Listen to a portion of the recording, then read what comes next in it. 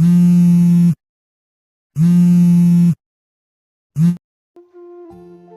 নাম নীলা।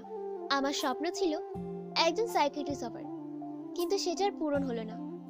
হয়তোবা গরিবদের স্বপ্ন দেখতে নেই, তবুও মন যে মানে না। হাজার চেষ্টা করেও কোনো পথ পাইনি আমি স্বপ্ন পূরণে। এইটা হয়তো উপরওয়ালা চেয়েছিলেন। আমার কথা আগামাথা আপনারা বুঝছেন না। আপনাদের বিষয়টা খুলে বলি। আমার নাম আর আমার স্বপ্নের কথা আপনাদের আগেই বলেছি, তাই আর এখন বলা লাগবে না। আমি গরিব পরিবারের সন্তান। আমার স্বপ্ন পূরণের জন্য দিনরাত পরিশ্রম করে পড়তে থাকি। বাবা মা বলতেন, পড়াশোনা করে কি হবে, গরিবদের স্বপ্ন দেখতে নেই। পড়াশোনার অনেক খরচ, আমরা চালাতে পারবো না, বিয়ে করে সংসার সামলা। আমি বাবা মার কথার প্রতিবাদ করতাম নিজের স্বপ্ন পূরণ করার জন্য। এভাবে আমার দিন চলেছে সংগ্রামের মাঝে। একদিন বাবা আমাকে ডাকলেন আর বললেন, মানে আমি মনে হয় বাঁচবো না, আমার বড় অসুখ করছে, মরার আগে তোর বিয়েটা দেখে যেতে চাই।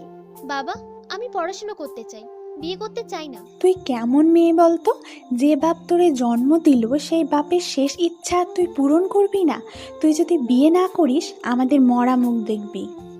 কি আর করার, নিজের স্বপ্ন গলা টিপে হত্যা করলাম। তারপর আর কি, ভয় দেখিয়ে বিয়ে দিল এমন একজন যার কাছে অনুভূতির কোনো মূল্যই নেই। স্বপ্ন পূরণের আশা করা তো দূরের কথা, সারাদিন আমাকে সংসার সামলাতে হয়। সংসারের চার দেওয়ালের মাঝে আমার স্বপ্নগুলি আটকে গেছে। হাজারো মেয়ে দারিদ্রতার কারণে তাদের স্বপ্ন ভেঙে যায়। হাজারো মেয়ে হেরে যায় বাবা মায়ের ভুল সিদ্ধান্তের মাধ্যমে। হাজারো মেয়ে অল্প বয়সে বিয়ে নামে দায়িত্বে জড়িয়ে পড়ে, হারিয়ে ফেলে সুন্দর একটা জীবন, হারিয়ে ফেলে স্কুল কলেজের জীবন। সন্তান জন্ম দিতে যেয়ে হাজারো মেয়ে জীবন হারায়। হাজারো মেয়ে ভালো থাকার অভিনয় করে, আজও কি তারা সুখী? কেন মেয়েরা এত কিছু মেনে নেবে?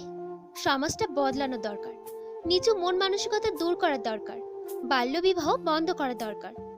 সবাই আসুন, বাল্যবিবাহ বন্ধ করি, সুন্দর একটা সমাজ করি।